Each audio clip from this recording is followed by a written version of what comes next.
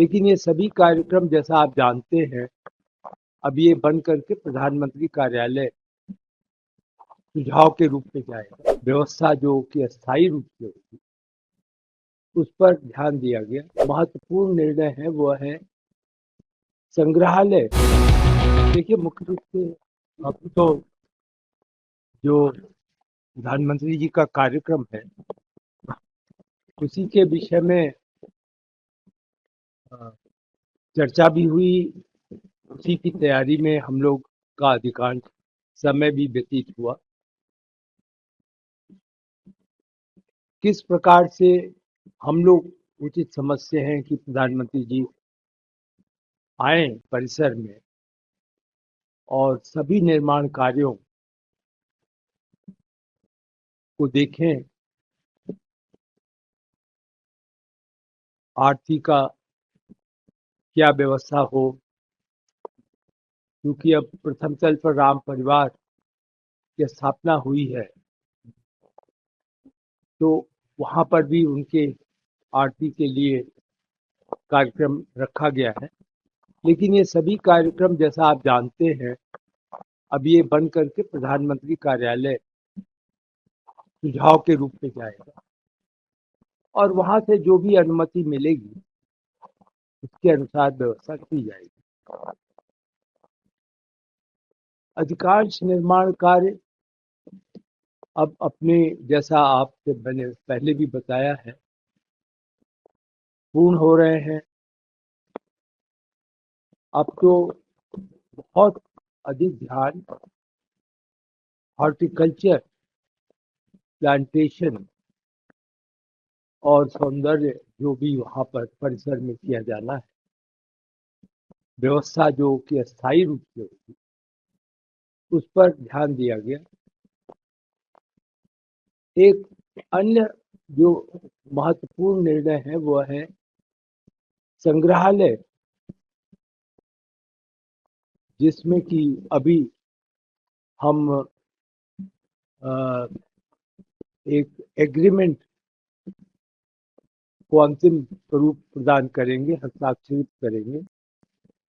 उस एग्रीमेंट के तहत आईआईटी चेन्नई को, जिनके पास की विशेषज्ञ हैं, जिन्होंने की एक विशेष व्यवस्था कराई है, एक तरीके से उनकी सहायक संस्था है प्रवर्तन नाम से, तो उनको इस म्यूजियम की टेक्नोलॉजी और डिस्प्ले का कार्य सौंपा जा रहा है। प्रारंभिक जो अभी अनुमान लगाया गया है उसके अनुसार यह एग्रीमेंट लगभग 50 करोड़ रुपए का होगा और उनको एक तरीके से आप कहें तो प्रारंभ से अंत तक की पूरी जिम्मेदारी सौंपी जाएगी। जी,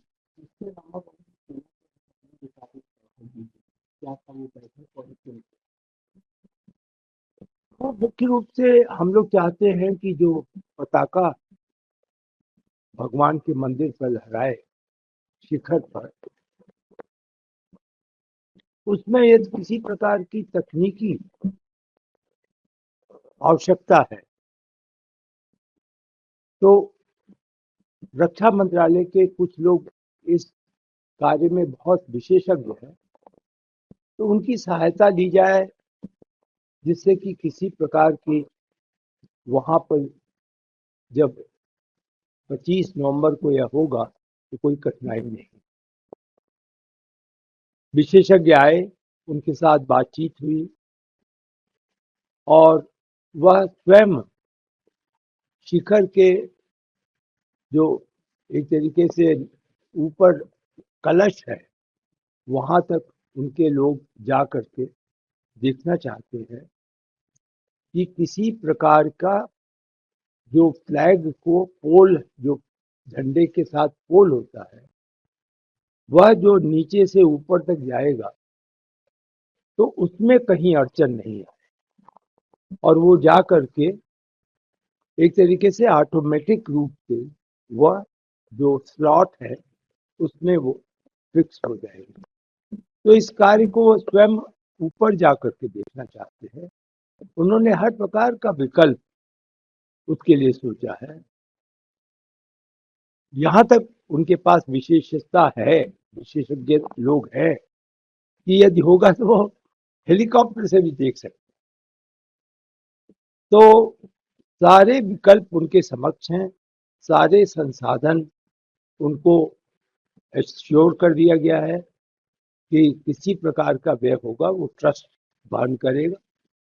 तो उनको एक तरीके से आप यूं समझें कि फुल प्रूफ पताका लहराए, इसकी जिम्मेदारी रक्षा मंत्रालय को। 7 मंदिर हैं, एक अगर बात की जाए भगवानी भी उसके अलावा भी है, उसके अलावा 7 मंदिर के भीतर भी वो उसमें कोई समस्या नहीं। वो आप 7 मंदिर या सबसे पहले वो एक और मंदिर है कुल मिलाकर के, वह जो है आपने देखा ही होगा, जो लक्ष्मण जी का है, शेषावतार जिसे कहते वो, और परकोटा के 6 मंदिर, इन सभी पर ध्वज लहराएगा। इन पर ध्वज का प्रारूप क्या हो वह भी अंतिम कर दिया गया है।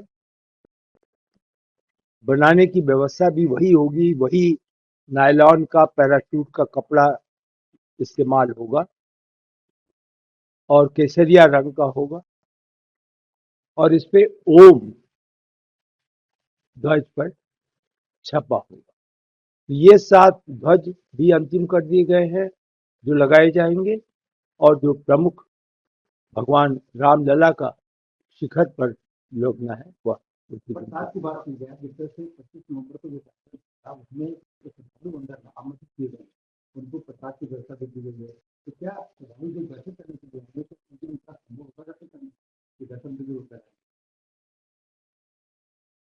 जो आमंत्रित किए जा रहे हैं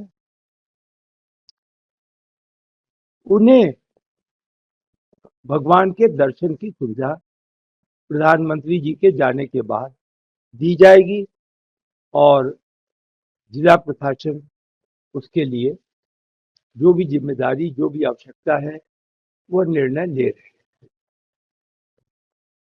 अन्य श्रद्धालु जो आएंगे उन्हें कदाचित उस दिन संभव नहीं होगा, वो अगले दिन से जैसा सामान्य दर्शन होता है उसी प्रकार से अगले दिन से वो प्रारंभ हो सकेगा।